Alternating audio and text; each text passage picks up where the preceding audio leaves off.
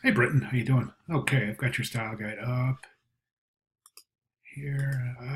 Simple style guide appealed to me, and I felt I applied to best of my designs. And I agree, simplicity is the name of the game in design. I mean, I'm truly a minimalist. I truly believe in simplicity. I think it's a formula that works in graphic design, and therefore I find myself quite often advising students to keep things as simple as possible. And I really think that students get that for the most part. I think really students really do have a good understanding of the correlation between simplicity and understanding. So, in other words, your message increases its chance of being understood if it remains relatively simple. So, good job. All right, let's jump over here to your style guide. So, we've got your Minotaur Publishing style guide. Now, what we have right here is I think this is your final logo, right? But what we have is you've got your word mark with your logo. Now, if as a final logo, I think this mark right here is really interesting. Listen, I'm going to be honest with you. I was skeptical about this at first. I really was. I didn't think it was going to work, but it happens to work. The one thing I would not recommend in your logo is keeping the horns on the word. That's a modern typeface.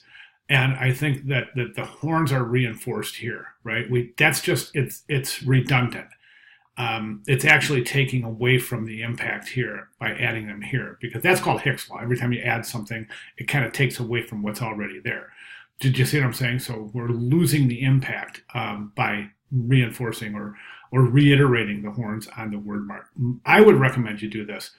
For your logo itself, I would just remove the horns. Okay, and this is it. Just like this, sans the horns. That's it.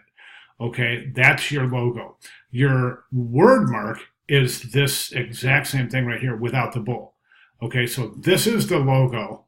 Take the horns away from the word Minotaur, and that's your logo. Okay, then add the horns back in, take the bull away, and that is your word mark. Then, of course, your monogram is right here.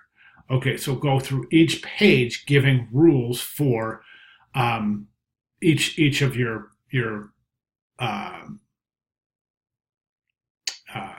requirements. So you have you have your logo and word mark. You have your logo rules. All right. Then on the next page you would have your word mark rules. Then on the third page you would have your monogram rules, and show those rules. And you're showing a good job. There's a couple of things I would recommend that you use. There's two things I would like you to add here. One is assured clear distance around the logo itself, and the other is what not to do with the logo. So quite often we show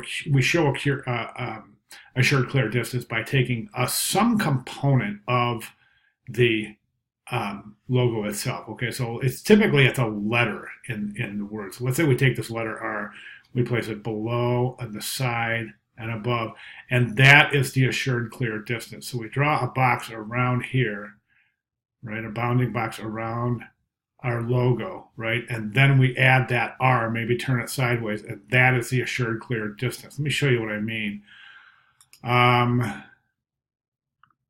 This is how we determine assured clear distance right here. This is the Asana logo. What they've done is they've taken the A from Asana and they've drawn a bounding box all the way around the logo itself. Place the A in the corners, and that is as close as you can get to placing anything near the logo. Then we also have logo don'ts, and this is what I like to see in your work here is a few more examples of what not to do with the logo. So, you could say, you don't present the logo in red. You don't present the logo with a drop shadow. You don't change the colors of the logo. And just show an example of, with the no sign over it. You don't show the logo on a gradient background. You don't change any of the design elements for the logo. Do you see what I'm saying? You don't use the word mark in the logo itself. So in other words, if you stick with my suggestion of only using the word Minotaur without the horns, then that would be another example of what not to do, is include the word mark with the logo itself. Okay, so just a little bit more detail. That's all I'm looking for. But anyways, really, really good job. Thank you so much. If you have any questions or comments at all, please let me know. Thank you.